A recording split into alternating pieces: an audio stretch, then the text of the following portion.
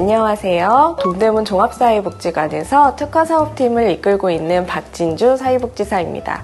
저희 기관에서는 아동, 청소년, 청년을 함께 만나고 있는데요. 오늘은 경계선진흥인의 청소년기에 대해서 함께 이야기를 나눠보려고 합니다. 오늘은 사회성 발달과 자아개념, 관찰과 개입을 위한 팁에 대해서 알아보겠습니다. 제가 거의 20년을 만나면서 느꼈던 노하우를 좀 풀어보려고 하는데요. 끝까지 시청 부탁드릴게요. 자, 그럼 이제 시작해볼까요? 사회성이란 한마디로 사람 사이에서 잘 지내는 능력입니다. 학술적으로는 사회적 성숙, 타인과 원만하게 상호작용하는 능력, 그리고 다양한 사람과 긍정적인 관계를 형성하는 능력을 말하는데요. 쉽게 말해 인간관계에서 생존하는 스킬이라고 할 수 있죠. 저도 사회성이 부족했던 적이 있습니다. 지금은 활발해져서 믿지 못하시는 분도 많지만 어렸을 때는 선물 받고도 고맙습니다 라는 말을 하는 게 어려워서 멀뚱하게 쳐다보거나 구석으로 숨을 때가 있을 만큼 소극적이었어요.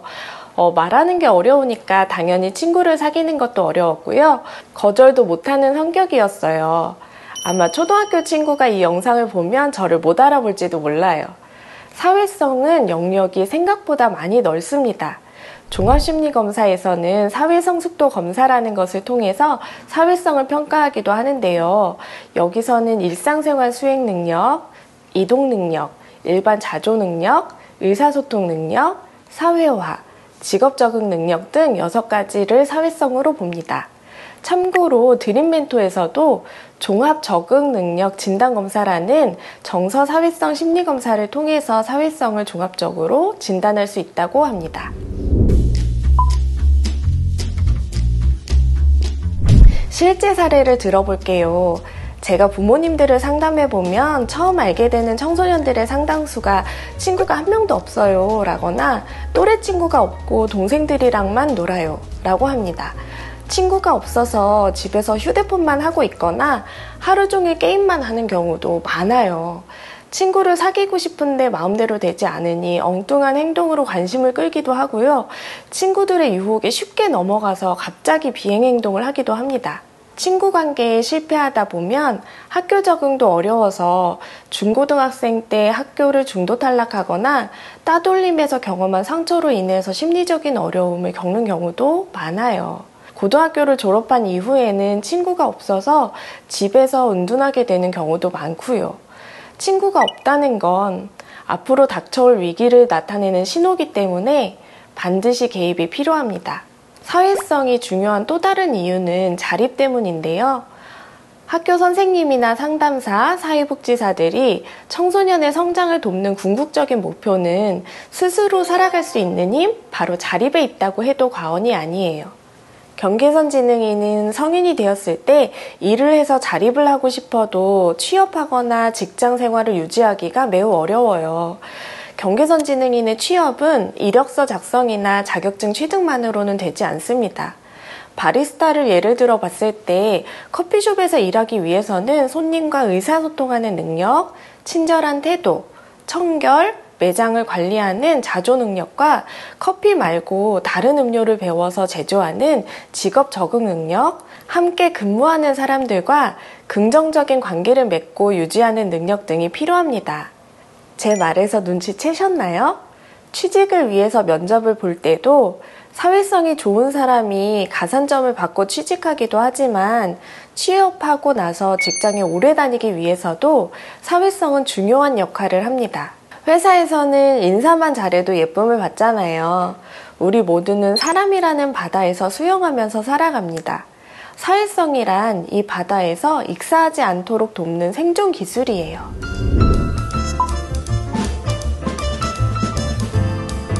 어린 시절의 사회성은 주 양육자 혹은 가족들과의 관계에서 시작합니다.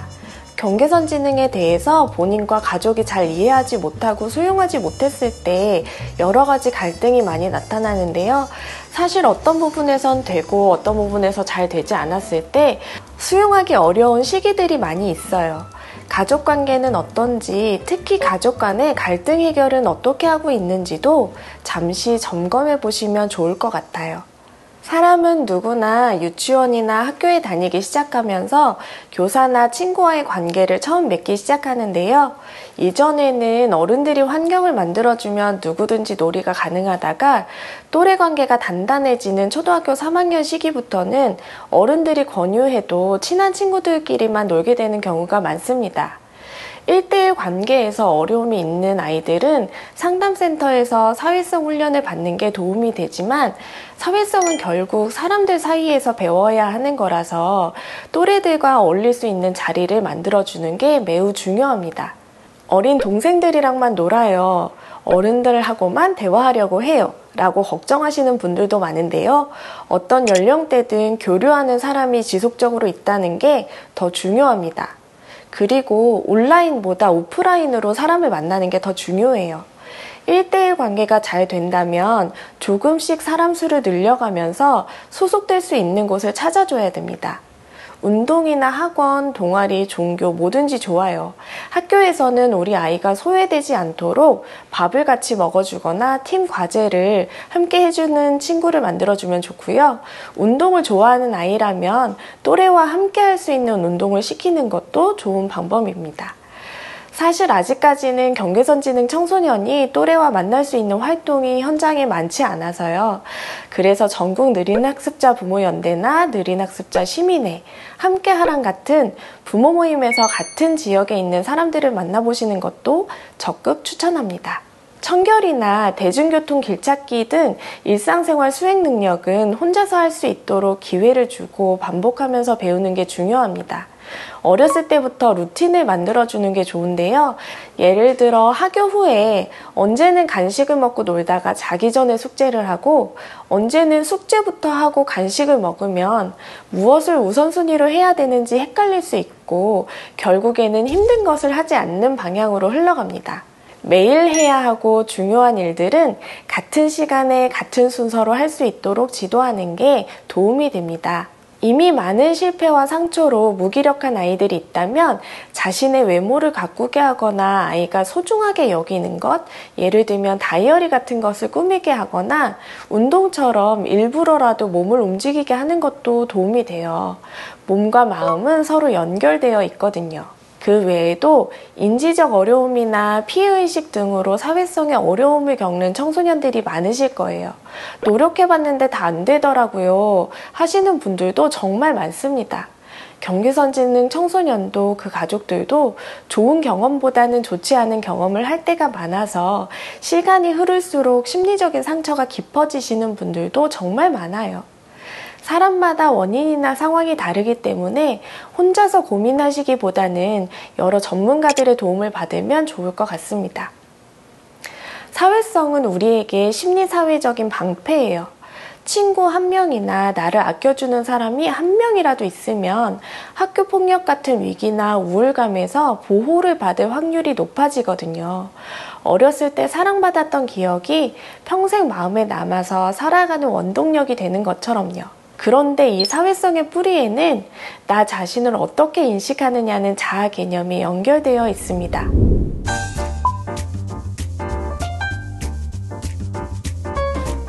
사회성을 이야기할 때 빼놓을 수 없는 주제가 자아 개념인데요. 자아 존중감이 낮거나 자신에 대한 부정적인 표현을 많이 하는 경우에 다른 사람과의 관계 맺기에도 어려움을 겪습니다. 경계선지능 청소년들은 학년이 올라갈수록 벌어지는 학습 격차와 반복되는 실패 경험으로 나는 어차피 못해 라는 부정적인 자아 개념을 형성할 가능성이 높습니다. 제가 상담을 하면서 가장 안타까워하는 것 중에 하나가 경계선지능 청소년에게 자신이 좋아하는 것과 잘하는 것을 질문했을 때 거의 대부분의 아이들이 대답을 제대로 하지 못한다는 점이에요. 그건 보호자한테 물었을 때도 마찬가지였습니다. 저희 아이는 한 가지를 꾸준히 못해요 라거나 잘하는 거 없어요, 잘 모르겠어요 라는 대답을 가장 많이 들어요.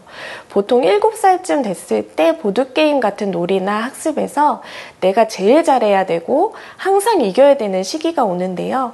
이때부터 누구나 장단점이 있고 다양한 사람들이 있다는 것을 잘 배워야 돼요. 한글을 배우는 과정에서부터 힘들었던 친구들은 그때부터 학습 거부가 심해지기도 하고 새로운 것을 배우기 힘들어하거나 과제를 쉽게 포기하는 경향이 생기기도 합니다. 사실 이건 우리 모두에게도 해당되는 이야기예요. 누구나 반복된 실패를 경험하면 자신감을 잃게 됩니다. 외국어를 처음 배울 때나 수학을 포기할 때 우리 모두 한 번씩은 경험해 봤을 거예요.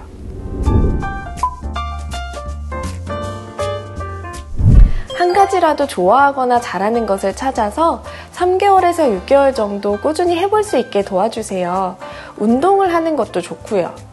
ITQ나 관심 있는 분야의 자격증을 취득해보는 것도 아주 좋은 방법입니다. 좋아하는 것도 잘하는 것도 없어요 라고 한다면 기준을 조금 낮춰서 꾸준히 해볼 수 있는 것을 찾는 것도 좋아요. 인생은 대신 살아주는 게 아니니까 청소년이 스스로 고민해 볼 수 있다면 더 좋겠습니다. 왜 3개월에서 6개월일까요? 새로운 습관을 형성하는데 보통 66일이 걸린다는 연구 결과가 있는데요.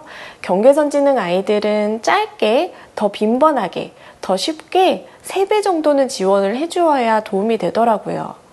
아웃라이어라는 책을 보면 한 분야에서 전문가가 되기 위해서는 선천적인 재능 대신에 1만 시간 동안 꾸준히 노력해야 된다는 법칙이 있어요. 이거를 1만 시간의 법칙이라고 하는데요. 우리 아이들도 좋아하고 잘하는 게 생기기 위해서는 무언가 꾸준히 해보는 게 중요하겠죠? 꾸준히 하다 보면 사실 전문가는 되기 어려울 수 있지만 장인은 될 수 있다고 생각합니다. 작은 성공 경험이 많이 중요합니다. 경계선지능 청소년과 가족 중에서는 이루기가 아주 어렵거나 비현실적인 목표를 가지고 있는 경우가 생각보다 많아요. 현재 공부를 하고 있지 않은데 저는 의사가 꿈이에요 라고 말하는 것이나 전공을 하지 않는데도 꿈이 화가라고 말하는 것처럼요. 사람은 이룰 수 있는 현실과 목표의 차이가 클수록 이루기 어렵다는 것을 느낌으로 알기 때문에 좌절하기가 쉽고요. 우울에 빠질 가능성도 높습니다. 이루어야 될 목표가 있다면 경계선지능 청소년이 성취 가능한 수준으로 작게 쪼개서 달성할 때마다 긍정적인 피드백을 주세요. 꼭 물질적인 게 아니어도 좋습니다. 진심을 담은 구체적인 칭찬이 좋아요. 특히 여러 사람 앞에서 칭찬할수록 더 힘이 납니다. 하나씩 이뤄가다 보면 할 수 있다는 생각이 들거든요. 사람이 동기부여되기 가장 좋은 목표는 달성하기 조금 어려운 목표라고 해요. 주변 사람들로부터 청소년이 잘할 수 있다고 믿어주는 믿음도 정말 중요합니다. 미국 하버드 대학교의 로젠탈 교수님이 초등학생을 대상으로 실험을 했을 때 교사가 똑똑하다고 믿어줬던 학생들의 성적이 실제로 향상되는 성과가 있었다고 해요. 이것을 피그말리온 효과라고 하거든요. 제가 일할 때도 굉장히 중요하게 생각하는 부분입니다. 어떠세요? 우리 아이들이 정말 긍정적으로 변화될 수 있다고 믿으시나요? 사람은 누구나 인정받고 싶어하는 존재예요. 칭찬은 고래도 춤추게 한다잖아요. 그리고 정기적으로 긍정적인 언어와 생각을 해볼 수 있도록 도와주세요. 혹시 TSL 상담에 대해서 들어보셨나요? 제가 좋아하는 멘토 교수님이 알려주신 건데요. TSL은 Thank you, sorry, love라는 약자입니다.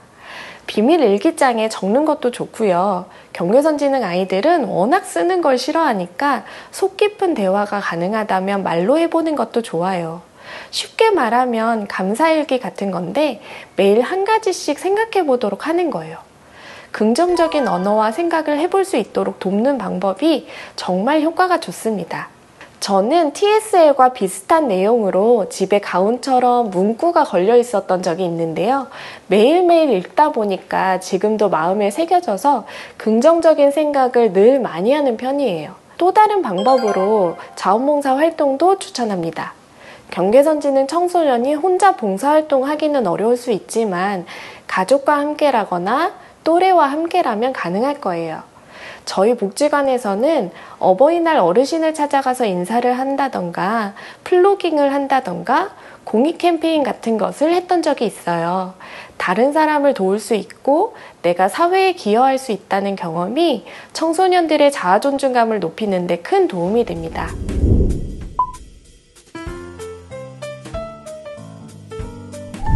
제가 현장에서 배우고 느꼈던 중요한 팁들을 좀 나눠볼게요. 초등학교 고학년이 되기 전까지는 또래와 비슷한 발달 수준을 보이는 경우도 있지만 아주 어렸을 때부터 대근육, 소근육, 언어, 인지, 사회성 등의 한두 가지 영역에서 발달 지연인 경우도 있어요. 제가 상담을 할 때 많이 듣는 이야기 중에 하나는 우리 아이는 어떤 건 잘하는데 어떤 게 너무 안 돼요. 장애는 아닌 것 같은데 계속 헷갈렸어요 라거나 늦게 발달하는 아이들도 있다고 하니까 계속 기다렸어요. 저는 잘 몰랐거든요 라고 하는 말이에요. 발달의 속도는 사람마다 다르지만 혹시 발달 지연이 의심된다면 늦어도 초등학교 1학년 때쯤 검사를 해보거나 발달을 돕는 활동을 시작하시는 게 좋아요. 제가 들었을 때 소근육이나 근육 발달을 위해서는 10살 되기 전에는 시작을 하셔야 된다는 이야기를 들은 적이 있습니다. 학교에서는 매년 3월에 기초학습 능력 검사를 통해서 학습 부진이 있는지 파악을 하고 있어요. 4월에는 1학년, 4학년을 대상으로 하는 정서행동 검사도 하고 있고요. 그런데 제 경험상 경계선지능 아이들이 한 과목에서만 미달이거나 기초학습 능력 검사를 통과하는 경우도 많았어요. 또래 관계에 어려움이 없어 보이거나 순한 기질의 아이들도 학습에 어려움이 있다면 주의 깊게 관찰해 주셔야 조기에 발견할 수 있습니다.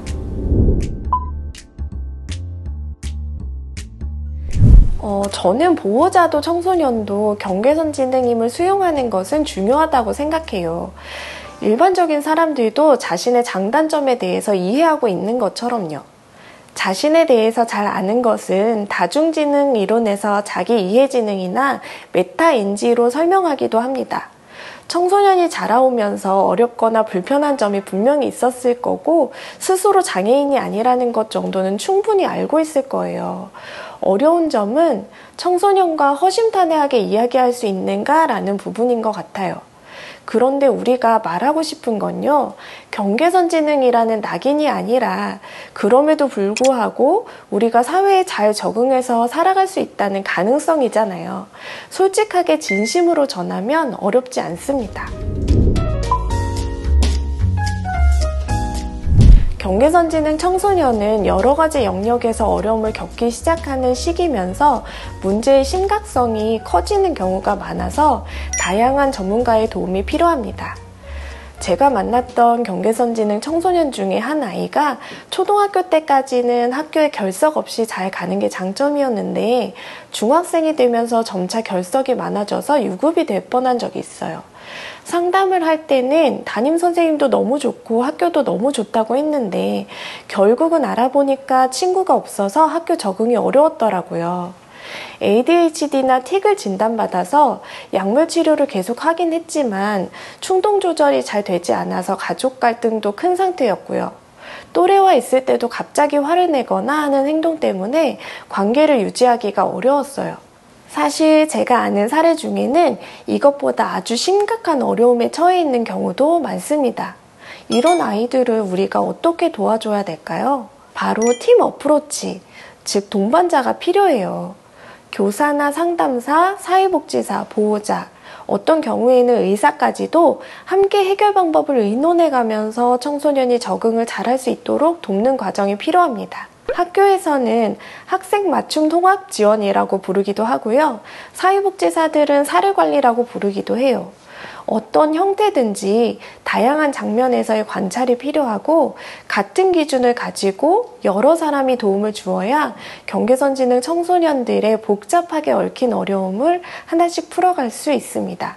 안타까운 점은 청소년을 위한 서비스가 아직 현장에 많지 않다는 점인데요.